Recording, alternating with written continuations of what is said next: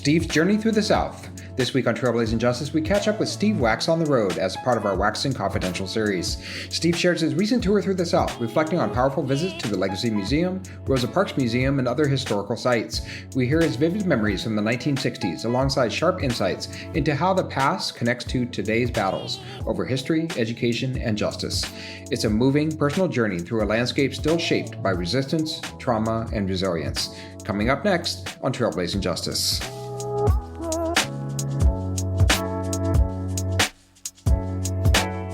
Episode 68, recorded Wednesday, June 4th, 2025, a civil rights tour. It's time for Trailblazing Justice, the weekly podcast where we discuss civil and criminal rights in Oregon and beyond. Trailblazing Justice is a production of the Oregon Justice Resource Center. Here's Bobbin.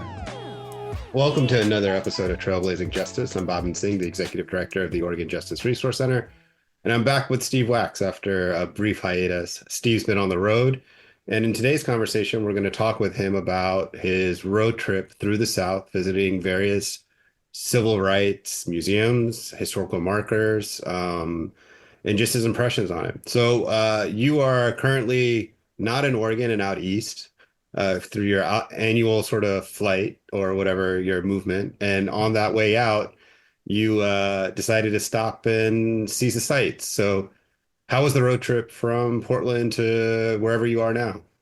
Well, we are in Silver Lake, Pennsylvania, northeastern Pennsylvania. And today happens to be a gorgeous sunny day. Kathleen just got out of the lake from having swum across, wearing her light wetsuit only, and soon she'll shed that. The drive, we sort of hightailed it from Oregon to Ozark, Missouri, where it was 2,000 miles and intense driving, 3.5 days. And from Ozark, we hopped across to Mississippi. And from Ozark, we went south to Little Rock, Arkansas, and we saw the Clinton Museum, and then hopped across the Mississippi to Mississippi and visited the Vicksburg battlefield. And then on through Jackson, went to Selma, crossed the bridge, and then to Montgomery and spent 3 days there. The Rosa Parks Museum, Southern Poverty Law Center Memorial, and then to the Equal Justice Initiative, 3 absolutely incredible sites. And from there up to Birmingham and saw the Birmingham Civil Rights Museum, and then to Rock Hill, South Carolina, where we ate at a restaurant called The Counter, because it was the place that the jail, no bail, lunch counter sit-in people initiated the, we ain't going to post bail, we're going to jail. Now you got to figure out what to do with us, part of the early 60s civil rights movement, and then on up to the lake. So what an incredible set of sites and visits and history, emotional impact. And ask me another question. Yeah. So, you're someone who had the distinct experience of living through the civil rights movement, of being around during that time and having those memories of what was happening in the country. And, from what I understand, this was your first time visiting some of these sites. Correct. So I just wonder, like, your initial impressions of seeing that and how that may relate back to some of your own experiences, your own memories that you had, during that time. Like, what was that? What was that like for you, kind of seeing those things again, or now seeing them as sort of these historical sort of markers that exist in our country? Great question, Bobbin, and I'll take you back to the summer of 1963, the summer of the sit-ins and in lunch counters and buses started in 61 and went through 63, and bombing in Birmingham, bombing of the church. So in 1963, I was conscious of what was going on because a couple of the people in the neighborhood I grew up in actually went south and were part of the Freedom Summer. That summer, I went with the Ethical Culture Society on a bicycle trip through the Pennsylvania Dutch country of Pennsylvania. And it was a hot, muggy 90-degree, 90% humidity summer day, early July. And the 10 of us on our bikes with our ethical cultural leader were just pouring sweat. We get to a town, we see a swimming pool, we hear kids cheering and having a good time. The leader went over and asked if they'd let us in for a half hour to cool off. And the guy says, sure. But then he asks, I mean, do you have any, and he uses the N word with you, any part of your group? And Walter, the leader, said, no, we don't. The guy said, well, sure, you're welcome to come in. Well, he came back to us and he asked what we wanted to do. He told us what the guy had said. He told us what the condition was. And the 10 of us decided, we're not going to go in. We're going to just keep pedaling and keep sweating. And in visiting some of these sites and looking at what was happening in the country, what was happening in the Southeast that summer, that all came back to me. And thinking about that personal experience in the Northeast in 1963, where if you had a black person with you, you weren't going to go to that municipal swimming pool. It brought that sort of stuff back up. The most impactful thing of all that we saw was the Legacy Museum of the Equal Justice Initiative. Caption, from slavery to mass incarceration. And having spent my, career doing criminal justice work, seeing how clearly and directly they drew the link from the, forced purchase of people in Africa. 2 million dying on the ships, at least 2 million that one can count, dying on the ships before they even get to the United States, 2 million people, into what was supposed to be an indentured, working, work for 20 years or 10 years, whatever it was, and then you have your freedom. And then by culture and custom, that was left behind. And how the slave economy developed and how I've always thought, well, slavery in the South. Well, they showed how many people in New York, Massachusetts, et cetera, owned slaves in the 1600s and 1700s. And how even, on into the 1800s, the economy of the whole country, of the North, was based on the slave plantations in the South. Just remarkable how they put that together. Okay, the Civil War happens, and I never really tracked the fact that the Emancipation Proclamation did not free any slaves because it only freed slaves in the southern states who had seceded. Mm-hmm.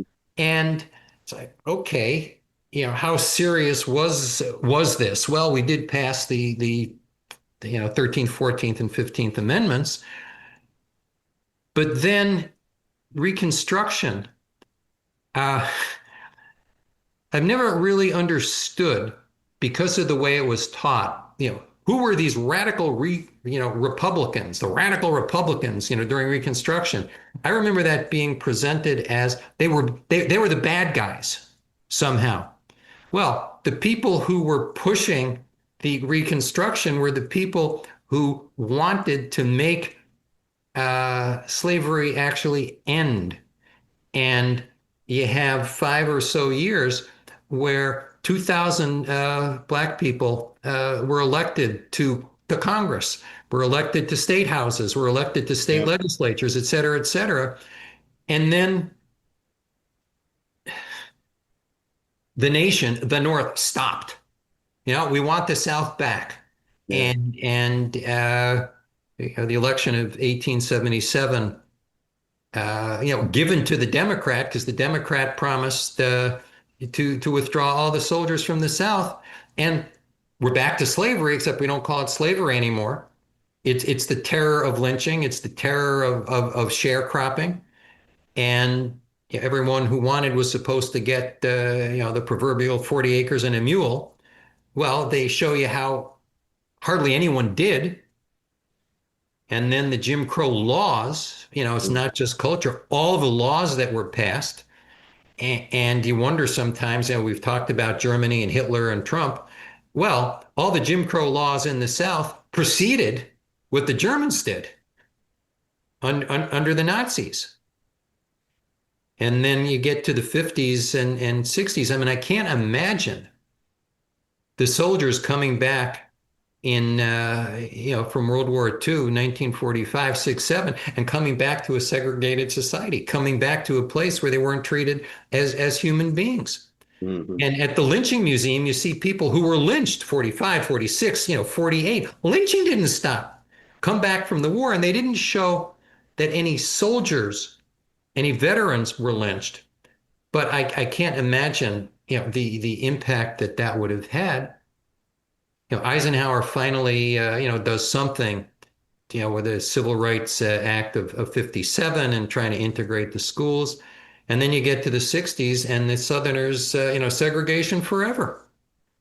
And Rosa Parks gets tired. She doesn't get up. The Freedom Riders go down and people get murdered, Mhm. shot. Uh, I guess Emmett Till was shot in the 50s. But it was just, through that. And then, well, all right, so we now have civil rights acts and all, but we still want to have our slave plantation people working. So in many of the southern states, if you're in prison, you get rented out to a pharmaceutical company, to McDonald's, to farmers. You may get your 2 or 4 cents, which you probably then have to pay for your room and board in the prison, and the state gets the wage. The state is getting the money, and the businesses are getting maybe not free labor, but very reduced labor. And the way they tied, the that history into the names have changed, but the basic structure remains Yeah. the same. It was just compelling, absolutely compelling. Yeah. I mean, I've had the privilege of being able to visit the museum twice and hopefully to go back because, attached, connected to the museum or next to the museum is the Memorial for Peace and Justice, which has all the sort of the tribute and the honor and of recognizing all the people that were lynched in this country through racial terrorism, essentially. And then now there's a new sculpture garden which you got to visit. But the museum itself, it's hard to describe um, the the way in which the information is presented, the volume of information that's presented, and the way you get to interact with that information until you actually go and get to see it. And for us, I encourage everyone, like this is especially in the work that we do, is this is a pilgrimage that you must make. This is a destination that, at least in your lifetime, it's worth going to see because I think, as you articulated, the fundamental structures and values haven't changed, but the names by which we call it have. And I think what overwhelms me from that experience was just how violent this country is towards people that it doesn't deem worthy, that are on the margins. And, Brian, when he talks about all this, he always talks about this country was first founded on a genocide of removal and, destruction of the native communities, and then ushered in all this other sort of oppressive value system. And it's that value system at the core of all that drives all of this, that drives mass incarceration, that punishment paradigm, the removal of people, the leasing and control of people. But it's the level of violence. It's really hard to describe. And I think I cannot imagine what it must have been like to be proximate to that racial terror and what it did to people's psyche. I think the things that are happening now in this country and what's happening as far as the psyche to American people, like if you stand up, if you push back against Trump, presents a fraction of that fear, like just a sort of a minutia of it. But I think that's the thing that was overwhelming to me is like I think how you said just to be what that did to people. It just feels so that trauma that must have existed. Yeah. Yeah, it's chilling. And part of what I found so remarkable about the Legacy Museum is I never felt as though I was being hit over the head. I never Hmm. felt as though I was being, lectured to and made to feel, personally assaulted, by it. It was incredibly emotional, but I found presented in such a way that um, I could hear it, I could feel it, Hmm. and never, felt, I got to push back on this. And while it was a wealth of information, the comparison between how that was presented and the Civil Rights Museum in Birmingham, which tracked all of the violence in that city from the 1950s through the mid and late 60s. That was a much more academic presentation of the same material. Hmm. And uh, had we gone there, first, or if that's the only place that we had gone, I'm sure I would have said, wow, that is a very powerful museum and presents, tremendous amount of information. But without something, different, I find it difficult to articulate how different the Legacy Museum at EJI was. Um, Sculptures of the heads of hundreds of uh, some may be American, African Americans, but the artist Kwame, I forget his last name, from Ghana. Was a video of him, sculpting and using models in Ghana for the heads that he created. And you walk into this one room toward the beginning of the museum, and all these heads, maybe some, a neck and shoulders, you know, on the ground, Hmm. buried in the clay mud, the clay sand.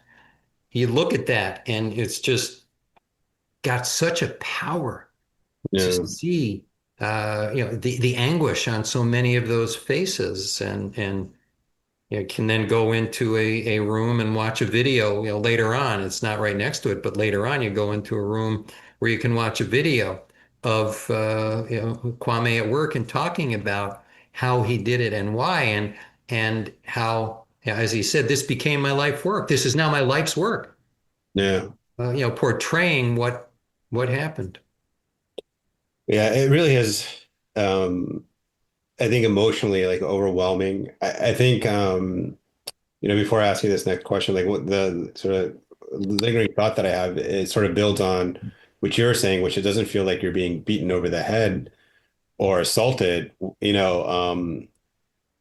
There is an emotional heaviness to it. I think there's a sadness, a tragedy to understand that this is our country's history and largely unknown, ignored, whitewashed, like anything, however you want to describe it, being erased. Um, But there's also, for me, I found beneath it all some inspiration because within all of this, there's a resiliency of people, of communities that made it through each one of these violent phases. And, that's also highlighted as to how people resisted and how people fought and made it through and acts of protest and, what people had to withstand and the risks to their lives that they were that existed when they would stand up and oppose, the things that were going on. And it was literally life and death. It was, you could be lynched, you could be murdered, and no one's coming to save you or anything like that. But I guess it's a wind up to the question of, seeing all that and seeing what's going on today, how did that resonate? Understanding this history and how it connects today and sort of where we're at. I mean, did you have any sort of thoughts or impressions about, how that, I don't know, that experience of visiting these museums and these sites and what's going on today? Yes, the relation to our exploration of the history of race, racism, slavery, mass incarceration in this country, juxtaposed with the current administration with no opposition from the Republicans in Congress, their support, saying you can't teach diversity. Mm. You can't teach that the country has had a racist history.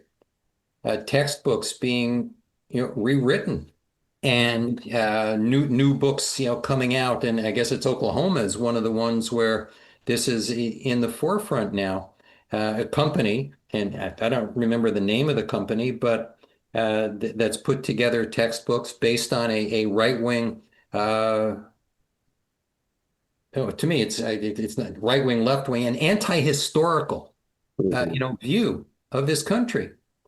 It's wrong. It's just wrong. I mean, how can we uh, move forward as an ethnically, racially, religiously diverse nation if we don't understand our history, if we don't understand where we've all come from and why there are disparities in economic standing and educational standing, why there are continuing disparities in people's ability to get into certain schools, to get certain jobs, to be promoted.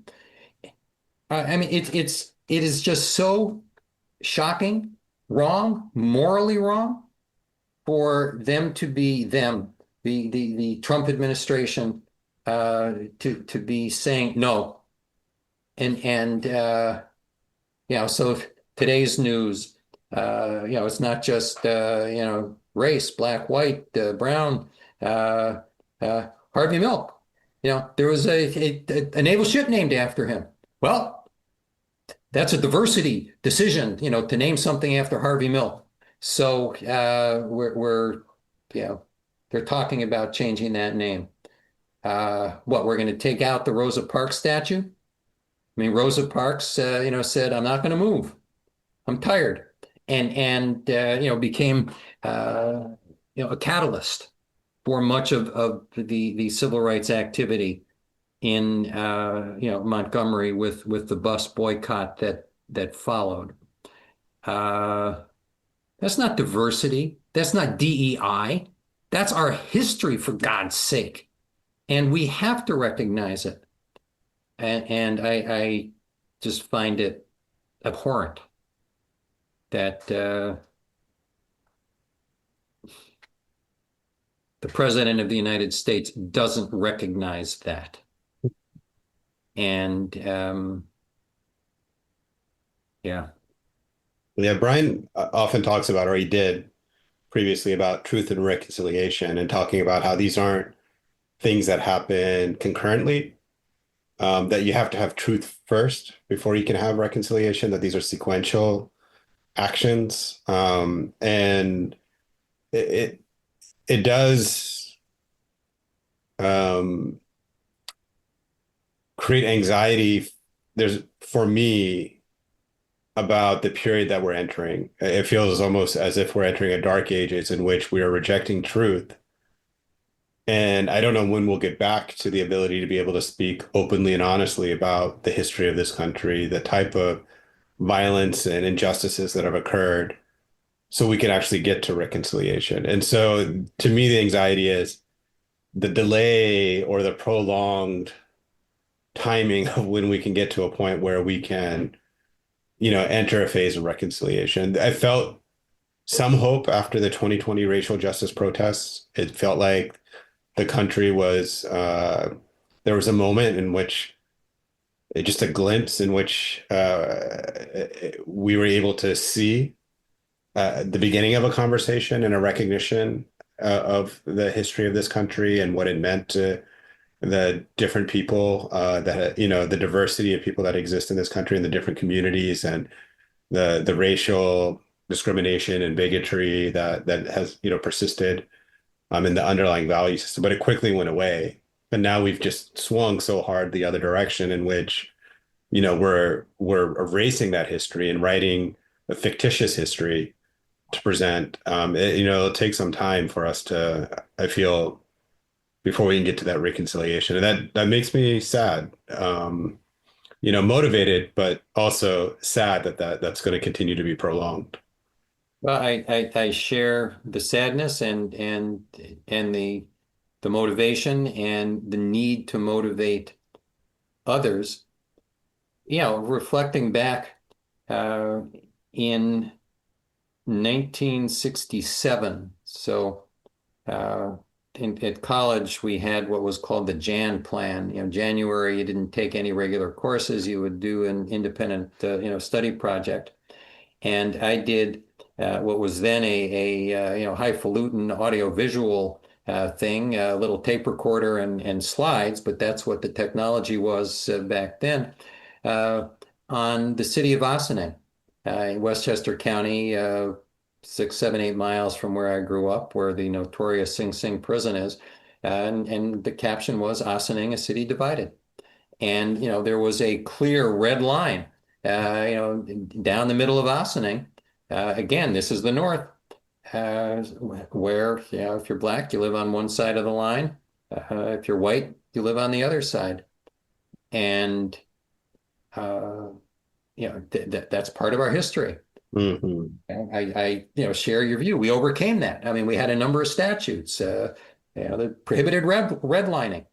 And while you pass a statute, it doesn't, necessarily change. Well, it doesn't change and automatically change, people's underlying, mores, value systems, et cetera. But at least it says you can't do it. Mm-hmm. You just can't do it. And the redlining stopped. Now, there's still segregated neighborhoods, Mm-hmm. but at least it's not officially supported. And the Trump administration has taken us back to where they're not going to enforce some of the civil rights laws. Mm-hmm. The Justice Department, has announced that in terms of enforcing civil rights statutes, they are not going to use what is called the disparate impact test. So over the decades since the Civil Rights Acts passed, the first one, probably there was one in the late 40s, 57, and then Johnson Civil Rights Act, voting right, public accommodations, 65, 66. The law, the society sorted out this thing that said, even if you can't prove intent, that a person intentionally discriminated against people based on race, religion, gender, et cetera, if you can prove that a policy had a disparate impact, you could get relief. And the Trump Justice Department says, nah, forget about that, which will make it so much harder and in many instances virtually impossible to enforce our civil rights laws. the civil rights laws that grew out of the incredibly um, difficult time in the 1960s when many Black people finally said enough, and many white people said we're with you, Hmm. and more Blacks were killed than whites during the civil rights era. But there were a fair number of young white people who went south and got murdered because they wanted to sit in at a lunch counter or register people to vote. I mean, for God's sake, voting, the Voting Rights Act. And one of the statistics that stuck with me was that out of 180,000 Black people in Mississippi or Alabama in whatever year it was, 3,000 had been able to register to vote Hmm. until the Voting Rights Act of 1965 was passed. Yeah. And the Supreme Court has dismantled part of that, and Trump and his cronies in Congress are on the march to make it far more difficult for everyone to vote. Yeah. I mean, I think the insidious aspects about what's going on is, it's not that they're repealing these laws, but they're making it impossible for either they're not going to enforce it like you're saying, or they're defunding the ability for people to do any type of oversight or accountability or have any structures to be able to ensure the implementation of some of these new practices or policies that came in after the civil rights movement. So it is unwinding all of this progress that was made, but in a way that's less obvious to the general public because they're not seeing, well, Congress is repealing this or that, and so it will be quite a bit of time before we can rebuild this. But like I said, one of the things that was very inspirational about the museum, and when I see even the Legacy Memorial, is the resilience that people persisted despite the racial terror, despite the violence, despite, family members, loved ones, community members being murdered, lynched, harassed, assaulted, that you had these communities that fought, pushed back, and, persevered and won, and you see the ebb and flow throughout history. Like that's the nice thing about the museum is, there's, Martin Luther King has that famous saying, the arc of the moral universe bends towards justice. I think that's a nice sentiment, but I really do think it's more of an ebb and flow. It goes up and down, and and you see in history that up and down, and again, like the inspiration that you get from the people who actually help push it back the other way, and I don't know, I take that very seriously, and I try to acknowledge like the shoulders that we stand on, for us, and try to make sure that we continue that link, so someday people can stand on our shoulders and hopefully continue the work that needs to be done. But any last thoughts that you have Well, around trips? yeah, I just want us to throw back to you some praise, Bobbin, because when you talk about uh, you know having the courage and pursuing it and not getting beaten down, look at what you're doing. I mean, look at what you've put together with the Oregon Justice Resource Center, and the work that began with some policy work, anti-death penalty, and the Innocence Project, and was expanded. The Immigration Rights Project of OJRC, in the forefront of the efforts in Oregon to keep the ICE at bay to the extent that it's possible, and to help the immigrants to this country, many of whom are here legally, waiting for resolution of their status, and Trump is throwing them out. The Civil Rights Project, the lawsuits that the organization has brought to try to rein in abuses by the police and the correction system, the Women in Justice Project, I mean,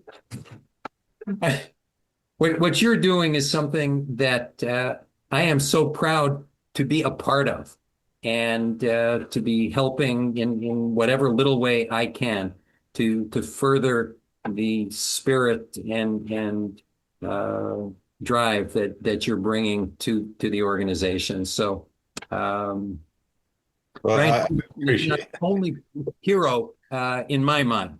it. Well, I Probably. appreciate that. It's very humbling to hear that from you, and I thank you so much for the kind words. And you know, Brian, it has been, the inspiration for a lot of the work that we do here, and just seeing that all that he's done down in Montgomery, Alabama, and with Equal Justice Initiative, and I'm so excited that I was so excited when you told me that you were going to go visit it. That I couldn't wait to talk with you to see to hear about your experiences. But I really do encourage people to go check it out. There was a recent documentary. It's not so recent now, but it came out about Brian. It's called True Justice. It's on HBO, but I think it also streams for free on YouTube. It's just a really remarkable documentary about Brian and the work that he's doing down there. And I've watched it so much that I just listen to it, and it's like a podcast to me. So I'll just like listen to it. And the way he talks about things is just, you just hear it a little differently every time, and it sort of resonates in different ways. So, but yeah, I'm glad that you got to go do that visit, and thanks for sharing your thoughts. We'll pick back up, I think, with additional recordings in the upcoming weeks to get your insights and thoughts about the impact of the Trump administration and what's going on and some of the court decisions that are likely to come out. But thanks, Steve, for sharing your time. Enjoy the lake and the good weather, and talk to you soon. Very good. And thank you, Bobbin, and keep keep up the fight. Will do. Bye bye now.